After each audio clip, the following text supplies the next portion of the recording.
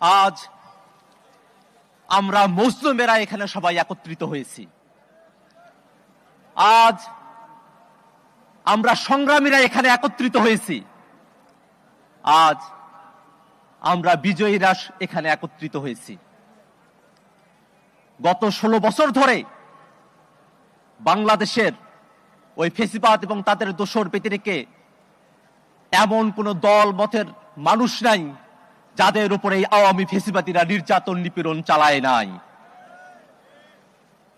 ঢাকা বিশ্ববিদ্যালয়ের ছাত্র ছিলাম, বিশ্ববিদ্যালয়ের হলগুলোতে ওই সন্ত্রাসী ছাত্রলীগ টর্চার সেল তৈরি করেছিল। আমাদের শত শত ভাইকে গেস্ট রুমে ডেকে নিয়ে অবর্ণনীয় অত্যাচার তারা করেছে।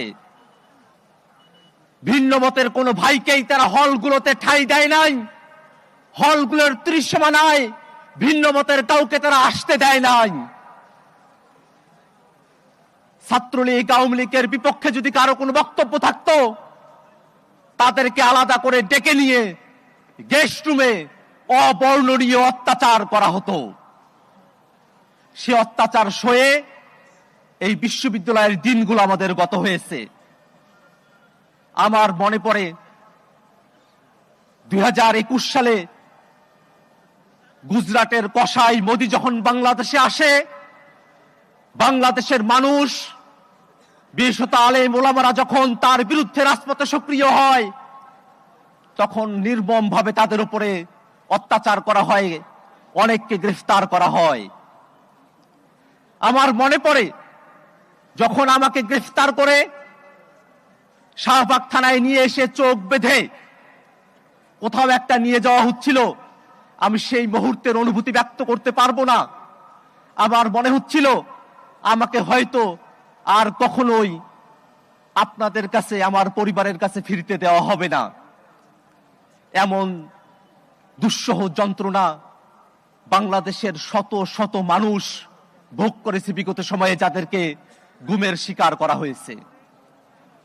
আমি আর একটা ঘটনার কথা স্মরণ করিয়ে দিতে চাই। বিডিআর হত্যাকাণ্ডে, পিলখানা হত্যাকাণ্ডে যারা শহীদ হয়েছেন তারা তো শহীদ হয়েছেন, এরপরে বিচারের নামে প্রহসন করে শত শত নিরপরাধ বিডিআর ভাইকে এখনো পর্যন্ত জেলখানায় বন্দী রাখা হয়েছে। তিনবার জেলখানায় গিয়েছি, আমার বিডিআর ভাইদের সাথে দেখা হয়েছে, কথা হয়েছে। গোটা বাংলাদেশ মুক্ত হয়েছে, এখন পর্যন্ত নিরপরাধ বিডিআর ভাইরা মুক্ত হয় নাই। আমি আজকের এই সমাবেশ থেকে নিরপরাধ বিডিআর ভাইদের মুক্তির দাবি করছি। ভাইরা আমার, বাংলাদেশের সীমান্তে মানবাধিকারের চূড়ান্ত লঙ্ঘন করা হয়েছে। ফেলানীকে হত্যা করে কাঁটাতারে ঝুলিয়ে রাখা হয়েছে, স্বর্ণা দাসকে হত্যা করা হয়েছে, আমাদের ভাইদেরকে সীমান্তে নির্বিচারে গুলি করে হত্যা করা হয়েছে। আজকের এই মায়ের ডাকের সমাবেশ থেকে আমরা দাবি জানাতে চাই যে ছাত্রলীগের সন্ত্রাসীরা আমাদের ভাইদের উপরে হত্যাযজ্ঞ চালিয়েছে, নির্যাতন চালিয়েছে। জুলাই আগস্ট সহ বিগত 16 বছরে প্রত্যেক ছাত্রলীগের সন্ত্রাসীকে আইনের আওতায় নিয়ে এসে কঠিনতম শাস্তি নিশ্চিত করতে হবে। যেই দল আওয়ামী লীগ বাংলাদেশে ফেসিবাদ চাপিয়েছে, বাংলাদেশের মানুষের উপরে নির্যাতন নিপীড়নকে বৈধতা দিয়ে গেছে, দল হিসেবে আওয়ামী লীগকে বিচার করতে হবে।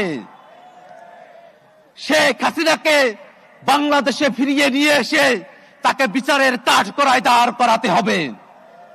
এবং বাংলাদেশের জনগণ আমাদের সকলের মধ্যে এই 24-এর যে অভ্যুত্থান, ফেসিবাদী ব্যবস্থার বিলোপ এবং নতুন রাজনৈতিক বন্দোবস্তের যে আহ্বান, সে আহ্বানের প্রতি ঐক্যের সুরে আমাদের সকলকে এক থাকতে হবে। ধন্যবাদ সকলকে।